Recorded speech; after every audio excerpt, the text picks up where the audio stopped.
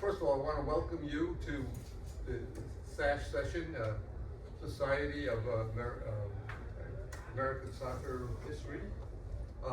My name is Michael Lewis. I'm a member of the board of directors of the organization. This is Dr. David Kilpatrick. I'd like to think you might have heard of us before. The session, of course, is called Ranking the U.S. Soccer Coaches. Before we go into that, though, I want to introduce some special members of the organization. I'm soccer history buffs through the years. I'd like to introduce them and let them introduce themselves as well too. In order, first of all, Jack Huckel, former director, I'm probably getting your position wrong, of the National Soccer Hall of Fame in Oneonta. Roger Alloway, he was around when SASH was founded several decades ago. And there's also Dr. Joe Machnik, who just published a fantastic book about his history in the game, which is sort of like the history of the game since the 1960s. So let's let Jack speak for a couple minutes, and then Roger, and then Joe. I'll do the little. Actually, I just want to welcome everybody, and it's so nice to see all of you here. Thank you for coming, and it's just amazing the legends in the room. We are recording this, so we'll probably be putting the recording up on the YouTube site and in wherever you might podcast. So if you're bad mouthing anybody, they may hear about it in the future or may watch it, just so you know. Yeah, so as Michael just explained, right, the idea is to be ranking the U.S. World Cup coaches. And as Joe was saying a few minutes ago, right, the parameters for this are World Cup, U.S. men's national team coaches.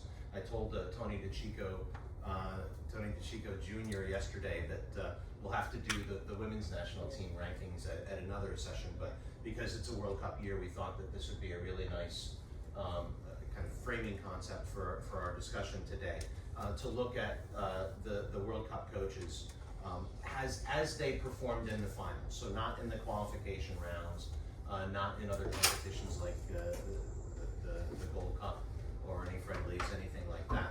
But again, you're free to rank them however you see fit. So everybody has a list in front of them, and we would encourage you to make your list, your ranking.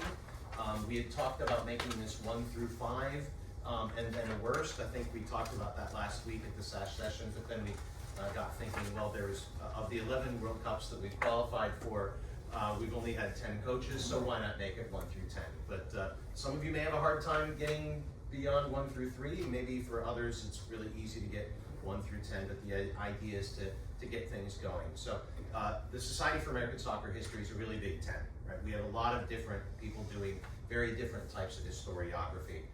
Sometimes it's data collection.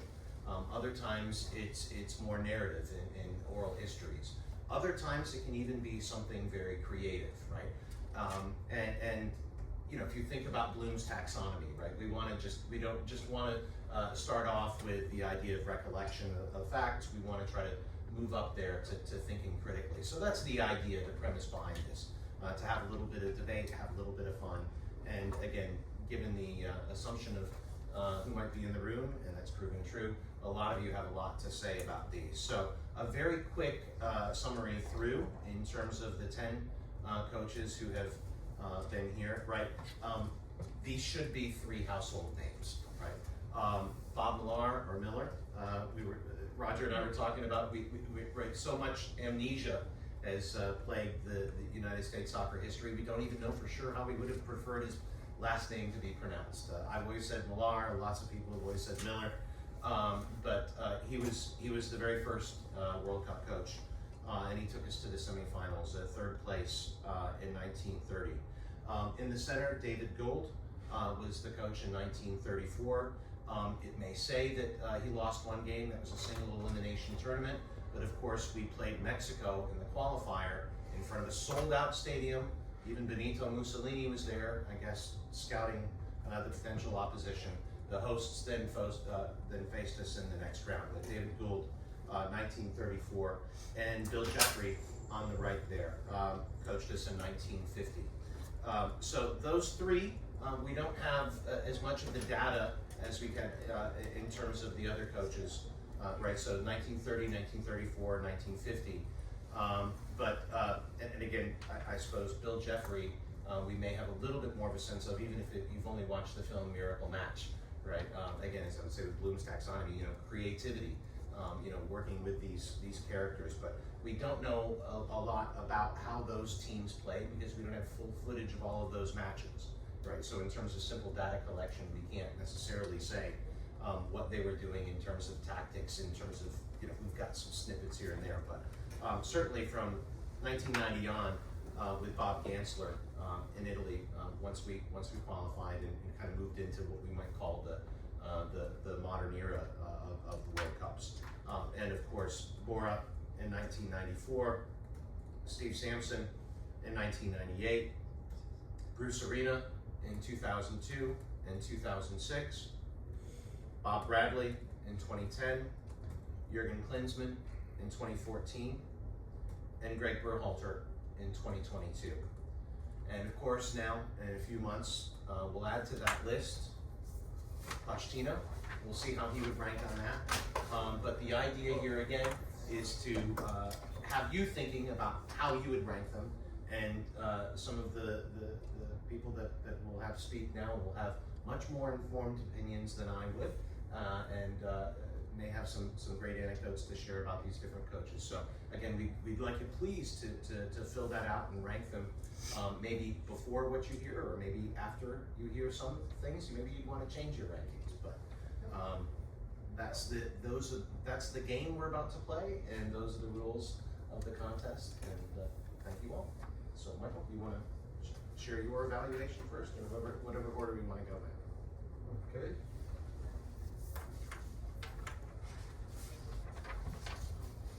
Got a strange feeling there might be one or two coaches that will never want to talk to me again after this. But one thing I look at, and I think most of us will look at, is how a team performs on the field. Wins and losses, that's what the World Cup or any sort of soccer competition is about.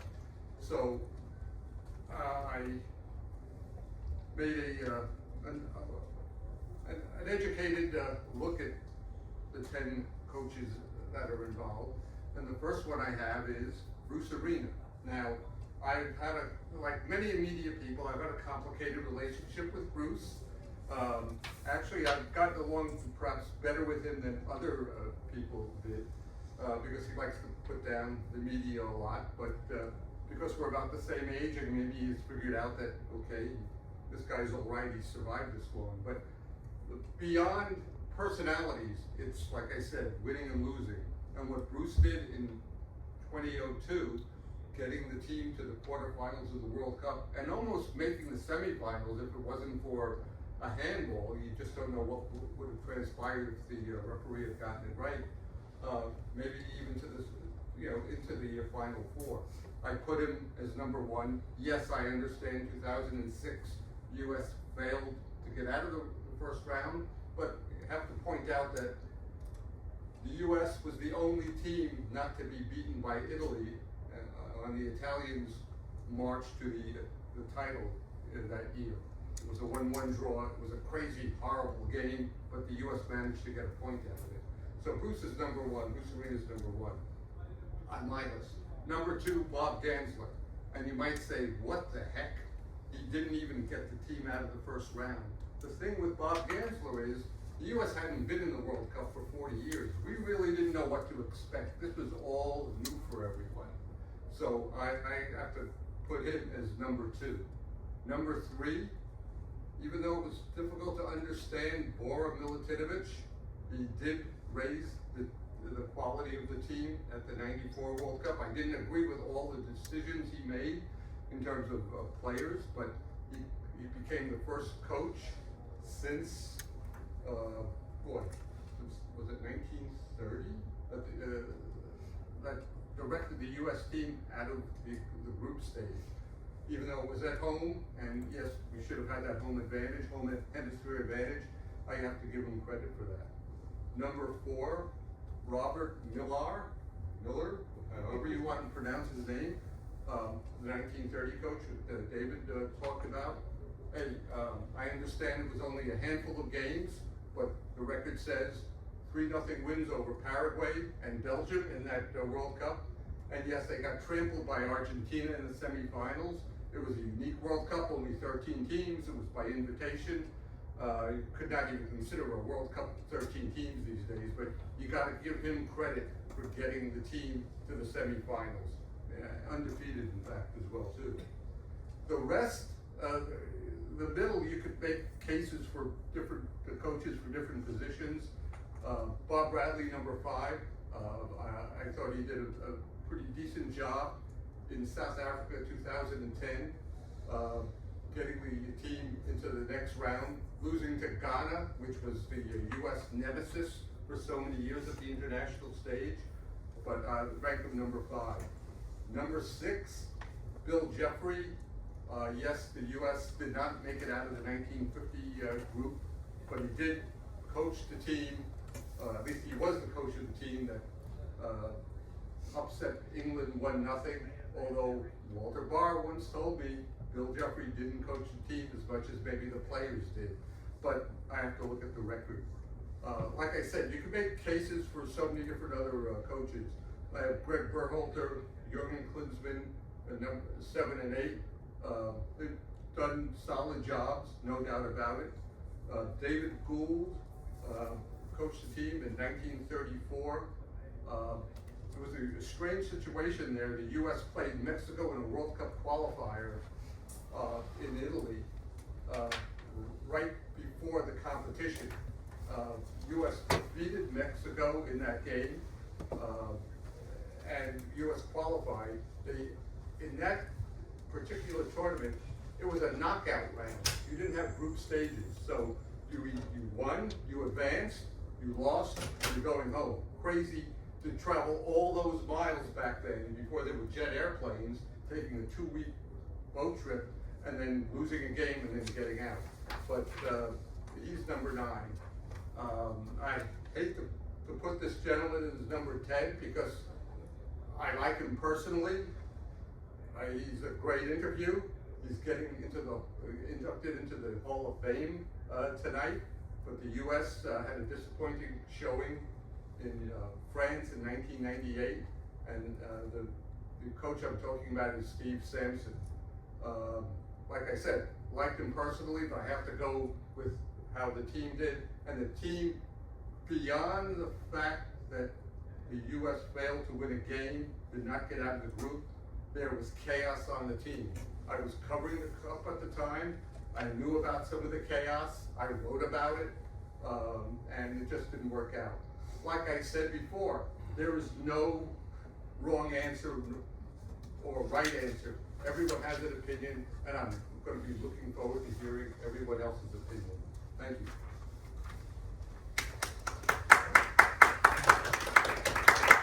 So that's the first ranking. I think we'll go with Jack and Joe.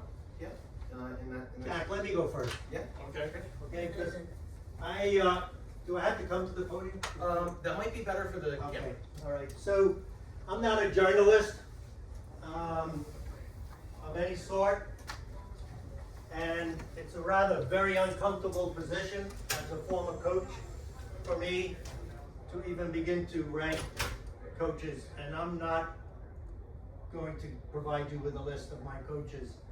I thought it would be best for me to come here as a resource person to answer questions.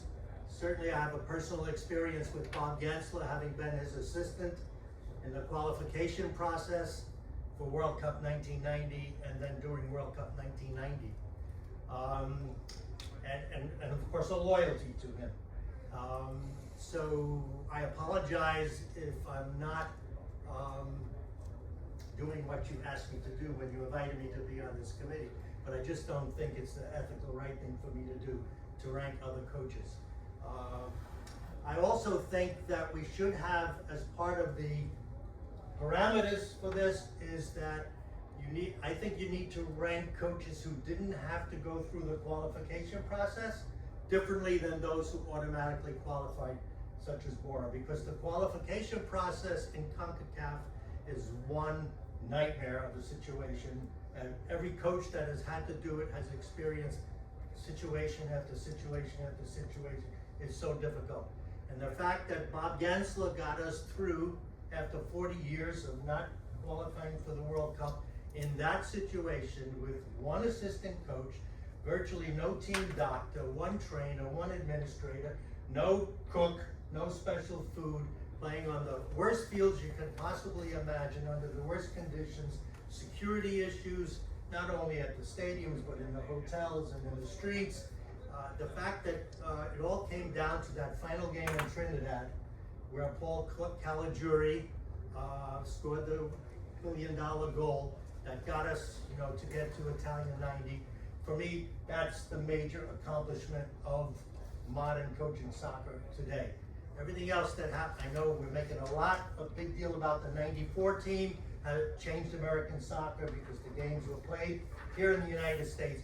But for me, not because I was a member of the squad, the 1990 team is the team that made it happen. Because if you followed it really closely, if the 90 team did not qualify for Italy, there was a chance FIFA was going to take the 94 World Cup away from America, because no country ever hosted a World Cup that didn't previously qualify for a World Cup. So that's, I can't tell you that's 100% true that it's going to happen, but that was the pressure that we were under. Now, I will speak just a little bit about the goalkeepers, because that was my job. Okay, so we don't qualify for Italy without the play of David Vanoli, who saves a penalty kick in the closing minutes of a game against Costa Rica at home. We had lost to Costa Rica away 1-0 with Jeff Duback in the goal. We come with David Vanoli, second game. He makes an error coming out on a cross, drops the ball. Steve Tritchu has to make a handball on the line.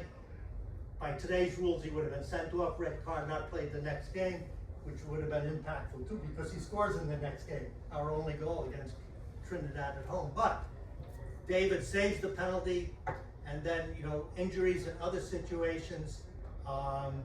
We go now with Tony Meola in the goal, and Tony records 4 straight shutouts that get us to the World Cup. And if he had given a goal in any one of those games that we recorded shutout, we don't make it, because 2 of those games were 0-0. Okay, so it's not because I was his coach, but it was because of Bob Gansler's creation of that small unit that if I had to rank, I'd rank his performance at that time in those situations above anything that has happened since. Just my comments.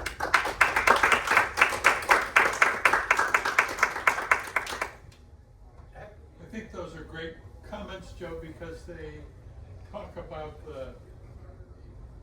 it isn't just the World Cup, it is also for many of these coaches getting to the World Cup. That is something that the earlier coaches might not face.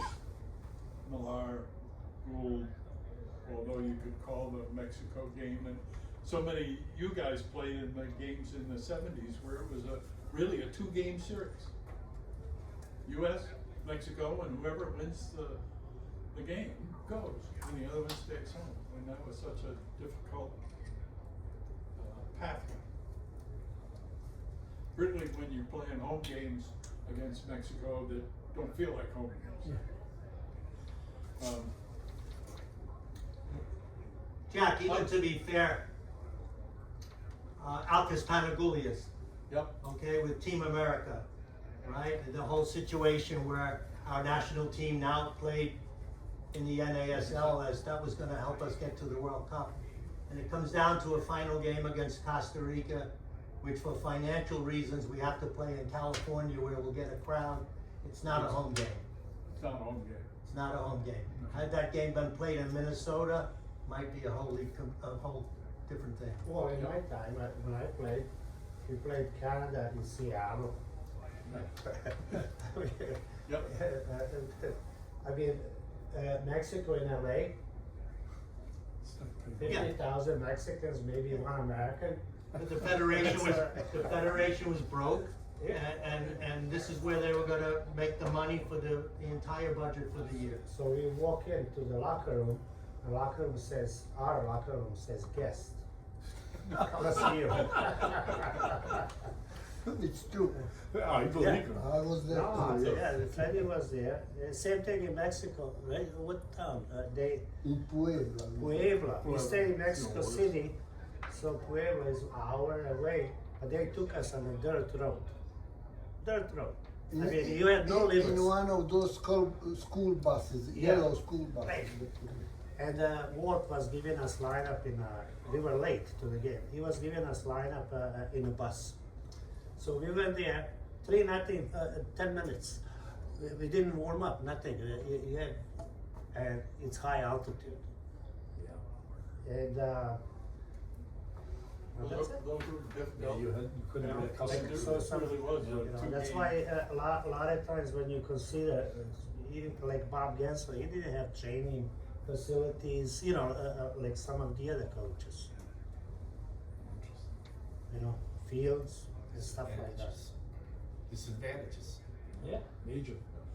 It is hard to compare, these are the kinds of things that make it hard to compare some, but particularly the early coaches to the later coaches, I think.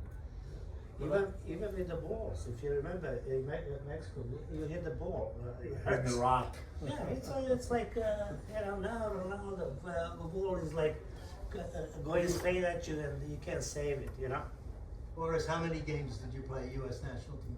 Well, I think 36, 40, but in those days we played probably another 70, but we played the clubs. They didn't count as caps. Yeah, so those things don't count as Yeah. I don't It was think not even registered by FIFA, it will then it will Yeah. count. But Yeah. we played more games than the show.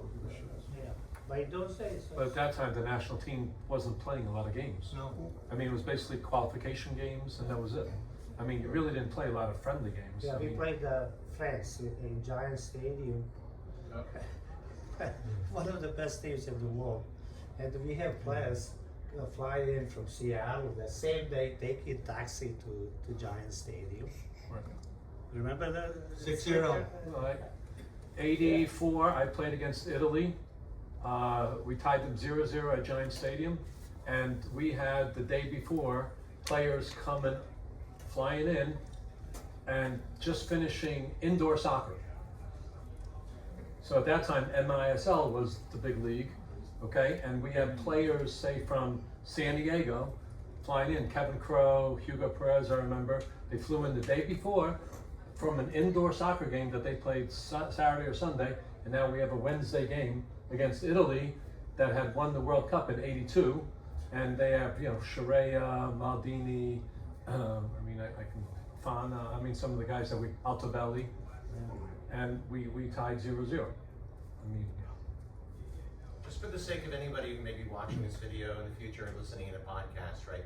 We're blessed to have four Cosmos in the room, right? So Boris Bandov, Grgurev, Erhardt Kapp, and also Ferdinando De Matthaeis, right? So people with some serious experience and some anecdotes that can really inform the opinions on something like that, right? Please give us a hand.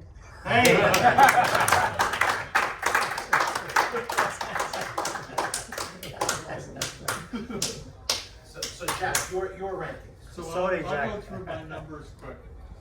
Let them off track. Yep. I agree with Michael about Bruce. I think on balance. Let me say this, I tried to think about, when I saw them on the field, did the team on the field trust the coach on the sideline, and did the coach on the sideline trust the players on the field? And when I watched them play, did that look like it worked? And did the coach on the sideline, was he able to make an organization, some kind of change to the team to improve their competitiveness as the tournament went forward? That's what I was looking for.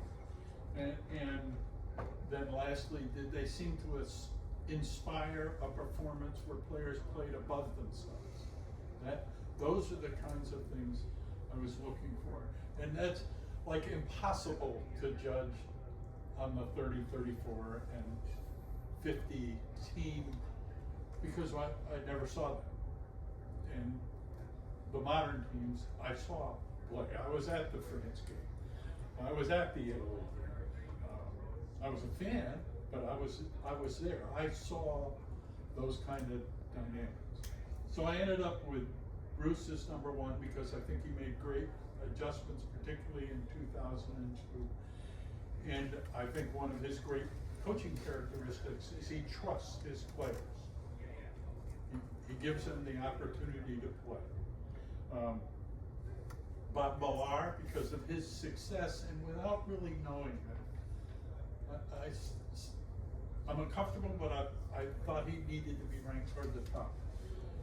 And the next is Bob Gansler,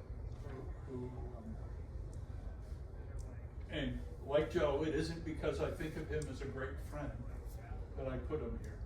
I think about our first game, and I think about the qualifications and how difficult that was and how well he managed it. And I think about how our team grew from game 1 to game 2 in Italy, and that they really showed a better team, that Bob had made changes and organized to make us more competitive against the hosts. That's what impressed me there. I then think Bora made those same kind of adjustments. So I have Bora next, then Bill Jeffrey, who made similar adjustments in knowing. I interviewed Harry and Walter and Frank Borghi about their experience in 1950. And one of the great changes that Bill made to the team was pairing club players together. From the first game, which was a tight game with Spain until the final few minutes, and Harry was still swearing at who's the right back, the Belgian guy. Oh, Macca. Macca, he's still swearing at Joe Macca. They tried to shepherd a ball out of bounds to the Spain guy, then into the middle. That was the tying goal, and then they kind of lost it in a little bit. But Jeffries made a change by pairing club players from that game with themselves, and that was a piece of the victory over England. And so then I went to Bob, Bradley, Greg, David Gould, and Steve Sampson. That's my run of the readings. Thank you.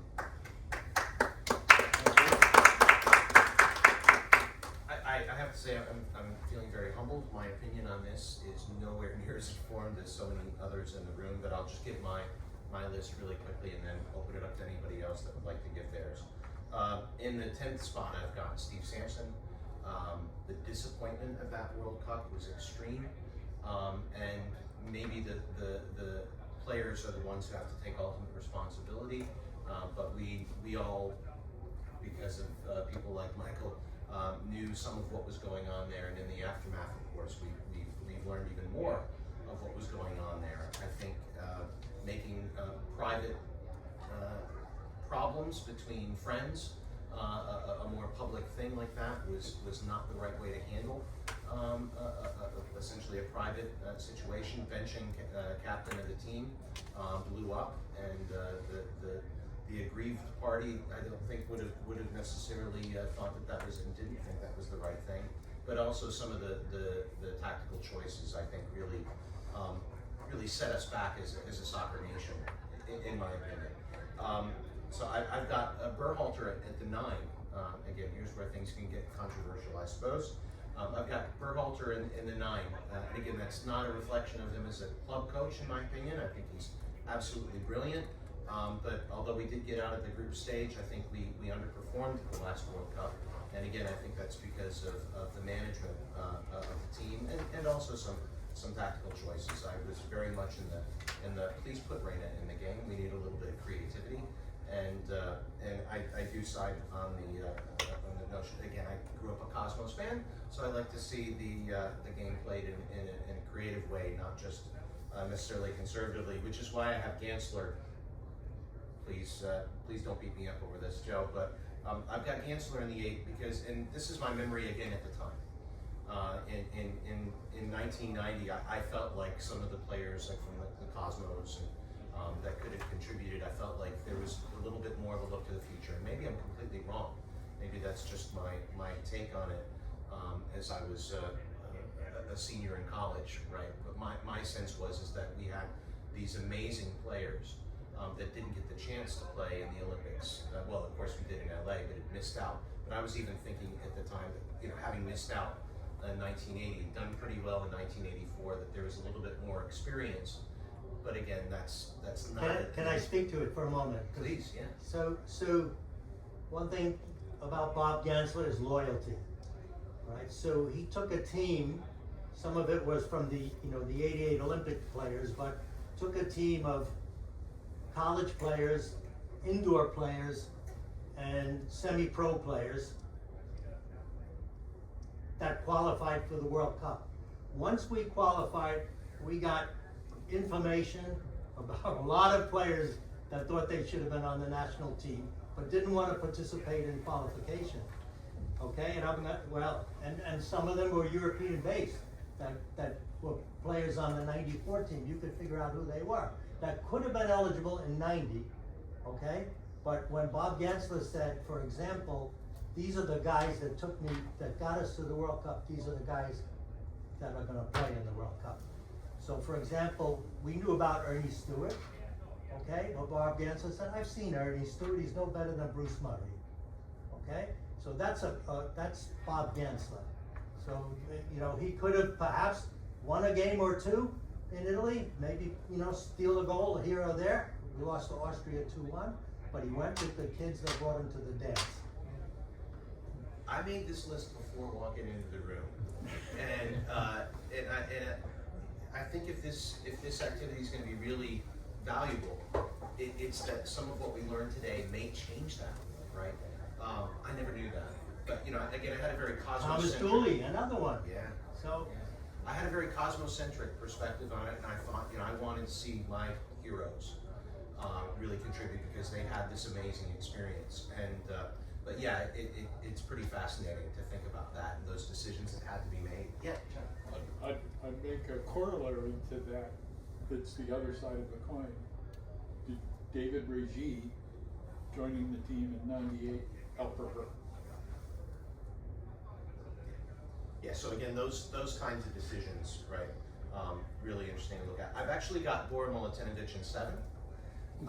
Again, maybe that's not a very good opinion. Maybe some of you may really disagree with it, but I really felt like we were playing not to lose rather than to win, and I thought we could be a little bit more creative. Eric Ronaldo told me, my son and I, a great story this morning about one particular play where Tab played the ball out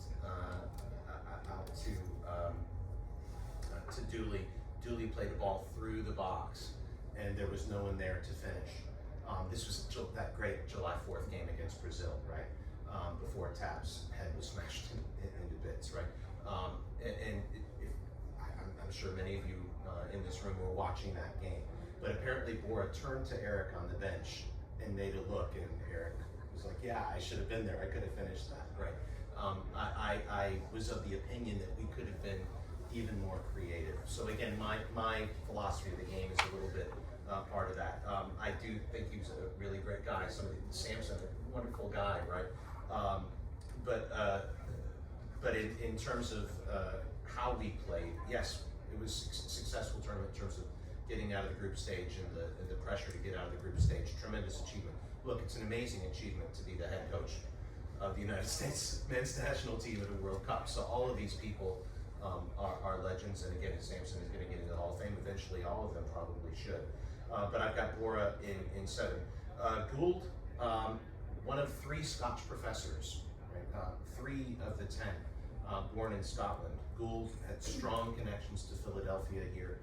He did have maybe more of a team manager situation, and again, that 1934 team we don't know too much of. A lot of people look at the record and think we just played one and we were done, but really, and Gould made, again, in terms of, we don't know enough about this. We don't have the raw data of film footage to really inform our opinions on this. And Gould, although he's from Scotland, the first thing that the United States men's national team did when they arrived in Italy was they played a baseball game. They played an inter-squad baseball game, so that's a little odd, I think. But then they actually got to the pitch and played some football, and they put on quite a display against Mexico, against the hosts, and their one and done in the first game there. Again, they were really up against it, I think, and that was a difficult task. So I've got Gould in the 6. I've got Bradley in the 5.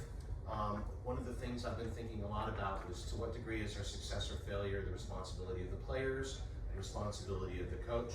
I don't think he did a bad job, but to me, the great moments in that were really matters of individual brilliance. So Landon Donovan. To me, Jurgen Klinsmann did an amazing job in Brazil. Some of you may disagree with that. It really had us believing, and taking it against Belgium as far as we went. That would be one where I suppose maybe people could argue that it was simply a matter of goalkeeping, keeping us in that context, or in that contest. But again, he did get us out of that group stage and really had us streaming. I've got Bill Jeffrey in the 3 spot. To me, again, he's kind of a mythical figure, kind of a patriarch. Probably know more about him from Penn State than we do the U.S. men's national team. But as a coach, he delivered the most legendary result we've ever had, and that's that 1-0 over England. As Jack has talked about, he made some really interesting decisions in terms of personnel, in terms of how I put things out there. I've got Bruce Arena in the number 2 spot. 2002 is in many ways of the modern era our high mark. The way things went 4 years later doesn't in any way kind of compromise that. And again, the result against Italy, nothing to feel ashamed about. And I've got Bob Millar in the top spot. Again, we don't know enough about it, but tremendous coaching record. Again, another Scotch professor, right? So Gould, Jeffrey, and Millar, all born in Scotland. Bob Millar came from that hotbed of football of Dunbartonshire, and all 3 of them had strong Philadelphia connections as well. But taking us to 3rd place in the inaugural World Cup is something that we'd all like to see happen this summer. And so if Pochettino can do that, and maybe you can match that or beat it, then maybe Poch gets into the number 1 spot in evaluation after this summer. So those are my rankings, and I'd like to invite anyone in the room to do that. I see Roger and Charles have both raised their hands, so we'll go with Roger and then Charles. I think it was a tie there, so we'll go left, right. And please, again, because we're recording, if you could just identify yourself before you speak. We'll start with Roger. Yeah. My name is Roger Alloy. I just want to comment on a couple of people. One who I have ranked particularly high, and one who I have ranked much lower. One who I have ranked number 1, and I should note that I was never a player or a coach, so I really know nothing from a tactical standpoint. Something that Jack said about Bora, his ability to inspire players to play better than they could. And I think that happened in '94. And we're not supposed to consider things that happened outside the World Cup, so this is really unfair. But a game that's been semi-forgotten is the game friendly that the United States played against Mexico at the Rose Bowl in front of 90,000, as Boris said, maybe there was one American there.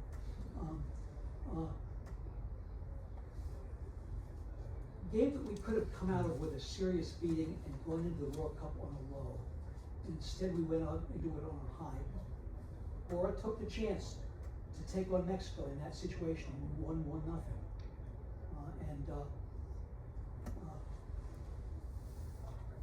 That boosts him in my eyes.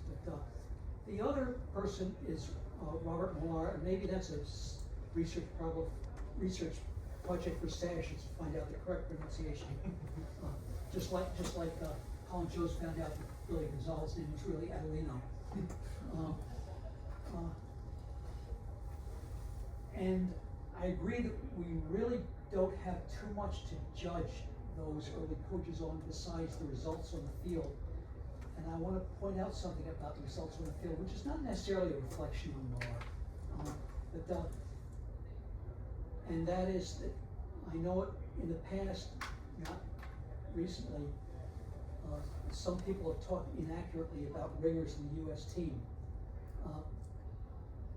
There are reasons, I think, why the U.S. did so well, and the idea of British pros in the U.S. team is not one of them. Being born in the place and being a professional player there are not the same thing. But of the 8 best teams in the world in 1930, 6 of them were not at that World Cup.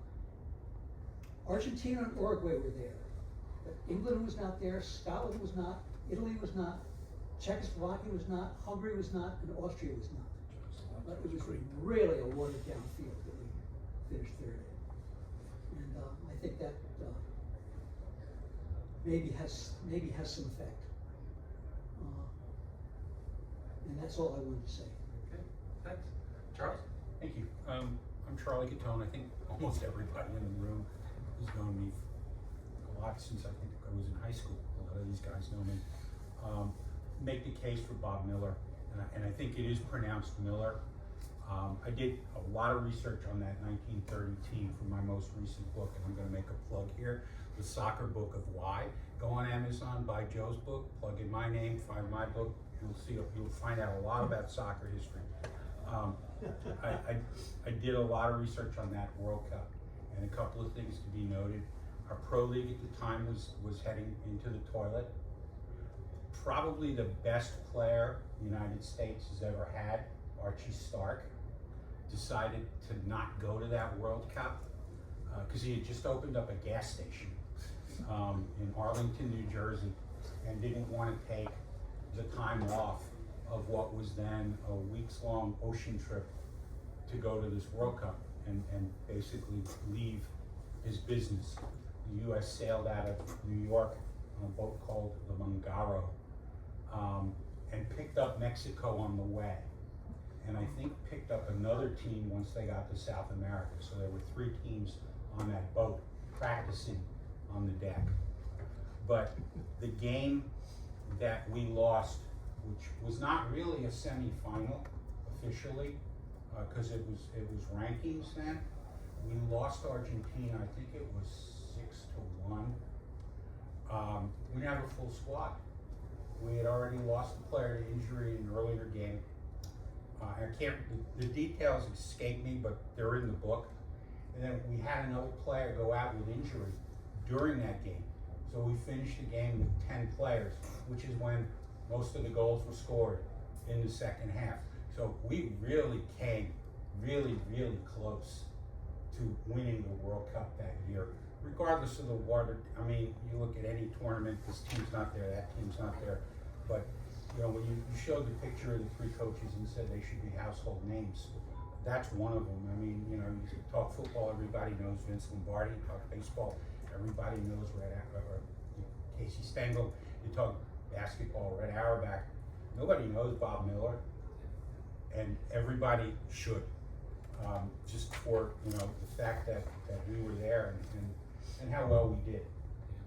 Miller, again, he was also, you know, coach for the Giants and things like that, and fixture in the New York soccer scene. But actually wrote a poem, Montevideo Blues. It was published in England a couple of years ago about him having a scotch that night in Montevideo after it, and just deciding to get out of football. Already, he ended up opening up a pub in Brooklyn,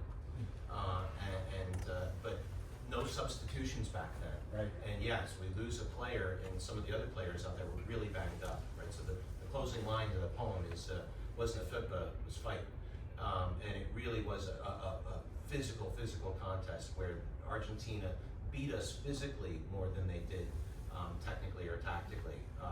The style of play that Miller had them playing was a real dynamic, go get them, right? You know, so again, a lot of that fight, the home of the brave that Ronaldo likes to talk about, and kind of, that we kind of really feel like Pochettino is bringing back to it. That squad in 1930 did have that they were dynamic. The ASL, as you said, was going into the tank, but in the 1920s was one of the strongest leagues. So we did have Archie Stark, we also didn't have Davy Brown. So two great strikers that he wasn't able to take with him that he would have liked to, because it was a difficult sacrifice to get on that boat and you know, miss out on your savings. So yeah, I think again, when we think about this activity, right, it may be the work of future scholars who can dig out more and more and more and have more informed opinions on this. But hopefully, you know, this kind of activity can make this more of a household name. Remy? I just want to say a footnote on 1930 that seems amazing in light of today's soccer. That World Cup was a 4-month trip. The World Cup plus a series of friendlies against clubs in Brazil on the way back. We only took one goalkeeper with us. I would not want to rob my name is Remy. I run the Brooklyn Football Foundation associated with Brooklyn FC. Remy Lubica? Remy Lubica, yes, thank you. I would not rob myself too much of hearing all the wonderful stories that I'm sure in this room by speaking too long. Topically, I think this is the moment where I inject my rankings and some of this historical detail that we're starting to find as we set up a historical effort around this year in Brooklyn history. I just, in terms of the rankings, briefly to meet the moment of this meeting, I find mine to be so, like, context is, I think, a similar topic or a similar theme that we're hearing across so many of the different topics. Many of these contexts are hard to reconcile against each other. Bruce Arena, I have as number one for whatever it's worth, by context of how rare it is for a manager to be responsible for multiple World Cups and continue to keep the same fire from players. He did his job. I think that I tend to judge him based on his first World Cup, because I don't think we as a soccer structure had learned the idea of what you need in order. That's a different roles job for me, and so I tend to rate him very highly because he's still doing the best he can with the other World Cups that he took over. I interjected at the moment I did because, well, I have Bob Gansler too, because of the context we've already said. Bob Miller, and I do also believe it's Miller. We've been focusing pretty heavily on the Great Depression teams that won the US Open Cup from Brooklyn, including the first one. Robin's Dry Dock. Robin's Dry Dock. The only Derby in Open Cup final history. Yeah, it's the Dry Dock against the Celtic. Yeah, the Very first Open very Cup. first field club against Celtic. Yeah, absolutely. And a lot of our exhibit is around the centricity of Brooklyn in the early days of what the US Open Cup was, and the American immigration story that you can look anywhere in this country and see is underpinning so much of the sport in what is a melting pot country. Bob Miller was such an interesting guy. I don't know if anybody other than the historian whose text I'm going to refer to when he shared this to me with many exclamation points uncovered, he had a basically blood feud with one of his former teammates that he was lent for. I will put it in writing somewhere where everybody can access it rather than go on and on. He came into the locker room and was suspended 2 months for punching the guy who had formerly been his best friend. He was transferred prior to that away from Robin's Dry Dock in order to avoid that fight that was brewing. He then was transferred to a different team in order to play one game against Robin's Dry Dock to get his revenge, scored the winning goal to knock Robin's out of contention for a treble. He is a fascinating guy that just reinforces what we don't know. Nobody that I have found to this day barely knows the story, knows the reason why he walked into that locker room. There is a lot even right down to the pronunciation of his last name that we don't know. We were trying desperately to find as much as we can because these are fascinating stories and we learn. For me, in terms of this exercise, the fact that he accomplished what he did as the first time we went there, the fact that we came in third, it's really interesting to hear about a watered down field because that does contextualize for me what may have been less of an accomplishment. But he walked in to that team and accomplished something basically based on, it seems, a very individual character, and I think there's strength in that. He is I have him 4 because I would like to make room for whatever led him to walk in and punch a guy that used to be the best friend. We don't know. I have 3. I have Bill Jeffrey, and I'll probably leave it there because I've been saying plenty long enough, and I'm excited to listen to you all. Bill Jeffrey, the detail I want to add in, many of us have him in a similar place. He was given the role 2 weeks before we got there. I think there is something for new manager bump that could have helped us in that game against England. He never, to my knowledge, we don't really have much record as to what he did over longevity, and so I try to temper that, but it's an incredible result to get, we already know.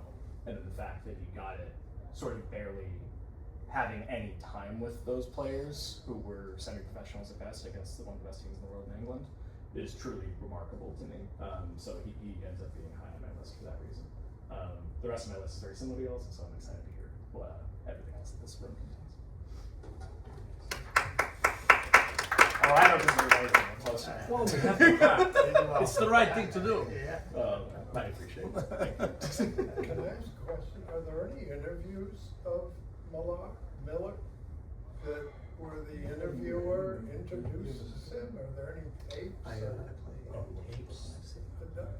No record of him being interviewed other than a newspaper account? Lots of newspapers, lots of Newspaper stuff, but nothing verbal.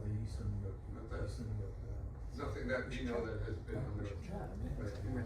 By the way, unfortunately, we've run past the hour talking time. The stories have been fantastic. I appreciate everyone who contributed or listened. I learned a lot too. One thing I've learned as a soccer writer, historian, is there's always much to learn. I want to thank everyone for showing up here today and giving their opinions. If you'd like to submit your list, and you don't put your name on it, and we could maybe correlate it and put it on the website, and perhaps maybe even write a story about it.